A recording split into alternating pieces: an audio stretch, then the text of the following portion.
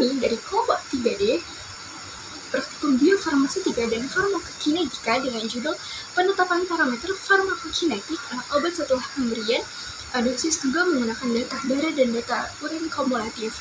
Nah, di sini tujuannya itu untuk mengetahui fase farmakokinetik obat yang terjadi di dalam tubuh tunggal berdasarkan data kadar obat dalam darah. Nah, yang kedua yaitu mengetahui fase farmakokinetika obat yang terjadi di dalam tubuh tunggal berdasarkan data dalam urin.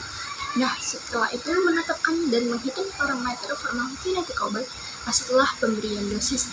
Nah, di mana farmakokinetik itu adalah ilmu yang khusus mempelajari perubahan konsentrasi dari obat dan metaboliknya di dalam darah dan jaringan sebagai fungsi dari waktu sebagai hasil dari proses yang dilakukan tubuh terhadap obat, yaitu resepsi, transport, biotransformasi atau metabolisme, distribusi, dan ekskresi.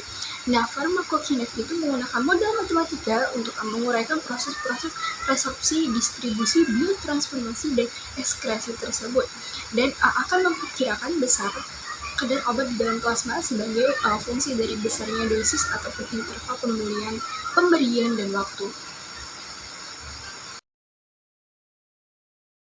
Alat yang digunakan berupa spektrofotometer, silet atau gunting, beker gelas, tabung reaksi, pipet tetes, selongsong mencit atau tikus, kuvet, tabung Appendorf,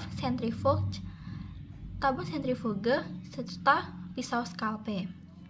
Kemudian bahan yang digunakan adalah tikus, tablet paracetamol murni HCl 4 molar, Aquades, EDTA 1%, gliserin, es batu, dan larutan FeCl 3 0,1 molar. Pembuatan kurva baku paracetamol dilakukan dengan cara membuat larutan induk paracetamol murni dengan konsentrasi 1000 ppm.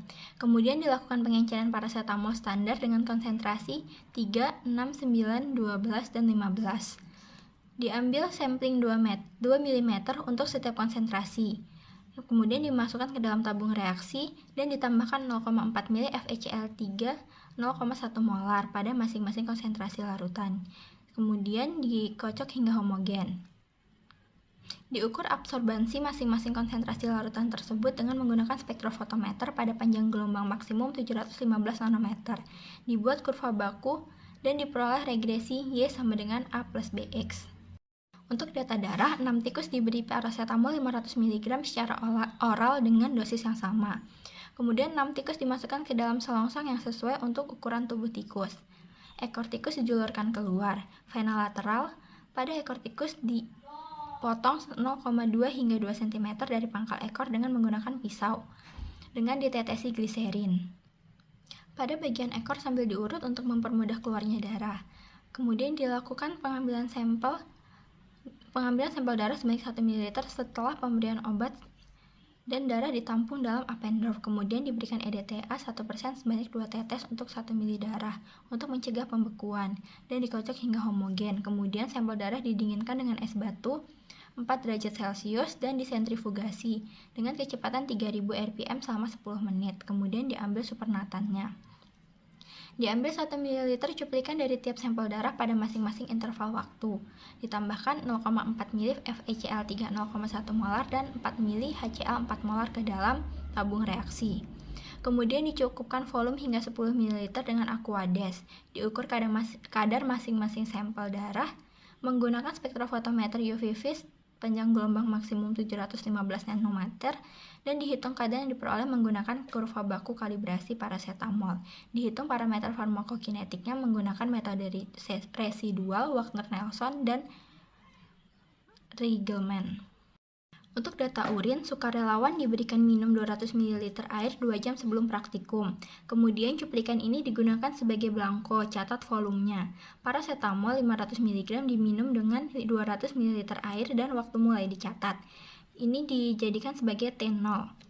Kemudian setelah 15 menit, kandung kemih dikosongkan. Banyaknya volume urin diukur dan dicatat serta ditandai. Ambil kurang lebih 15 ml dan ditambahkan asam askorbat. Dicampur homogen dan simpan dalam tempat sejuk serta gelap. Probandus diminum 200 ml air. Dengan prosedur yang sama seperti nomor 3, diulang dengan interval waktu 30, 60, 90, 120, 150, dan 180 menit. Kemudian diambil 1 ml cuplikan dari tiap sampel urin pada masing-masing interval waktu, dan ditambahkan 0,4 ml FeCl3 0,1 molar dan 4 ml HCl 4 molar ke dalam tabung reaksi. Dicukupkan volume hingga 10 ml dengan penambahan aquades dan dihomogenkan. Diukur kadar masing-masing sampel darah tiap interval waktu menggunakan spektrofotometer UV vis pada panjang gelombang 715 nanometer. Dihitung kadar parasetamol yang terkandung dalam data urin menggunakan kurva baku kalibrasi parasetamol. Dan dihitung parameter farmakokinetiknya menggunakan metode RET dan metode urin.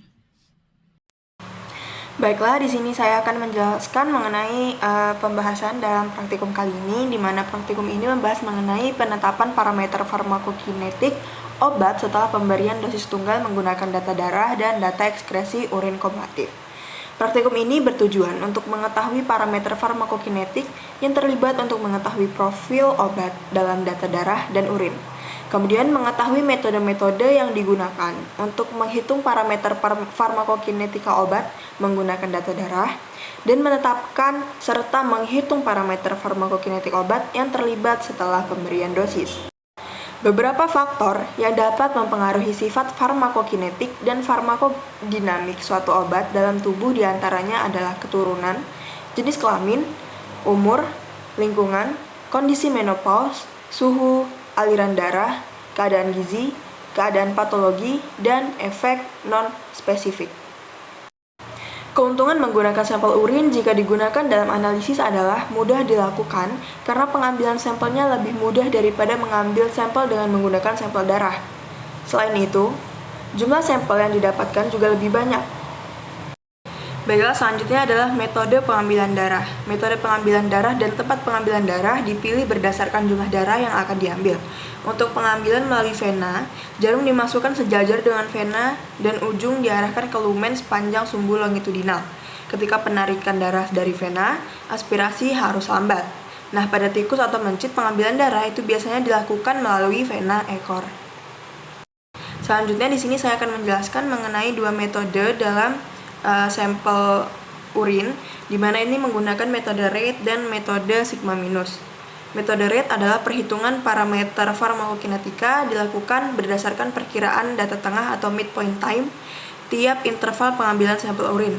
Sedangkan metode sigma minus atau ARE adalah perhitungan parameter farmakokinetika langsung menggunakan data yang diperoleh tanpa mencari data tengahnya terlebih dahulu.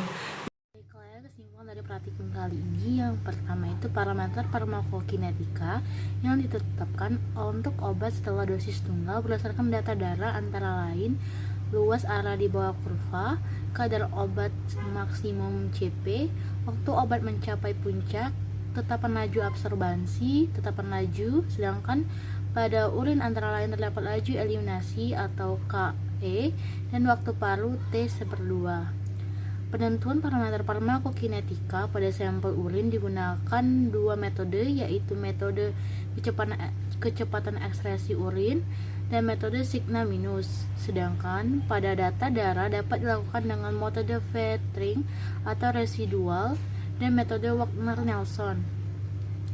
Tahap awal untuk menentukan perhitungan parameter obat harus diketahui terlebih dahulu bentuk grafik hingga didapat nilai regresi hingga memasukkan data ke dalam rumus perhitungan. Parameter farmakokinetika dapat ditentukan apabila telah dihitung atau telah ditentukan fase eliminasi dan fase distribusi. Fungsi dari penetapan parameter farmakokinetik suatu obat yaitu untuk mengkaji kinetika fase farmakokinetik obat yang terjadi dalam tubuh mencakup 4 proses, meliputi proses absorbansi, distribusi, metabolisme, dan proses ekskresi dalam tubuh atau yang biasa dikenal dengan ATME. Baiklah, sekian video review dari kelompok kami. Apabila kami ada salah kata, kami mohon maaf. Kami akhiri. Wassalamualaikum warahmatullahi wabarakatuh.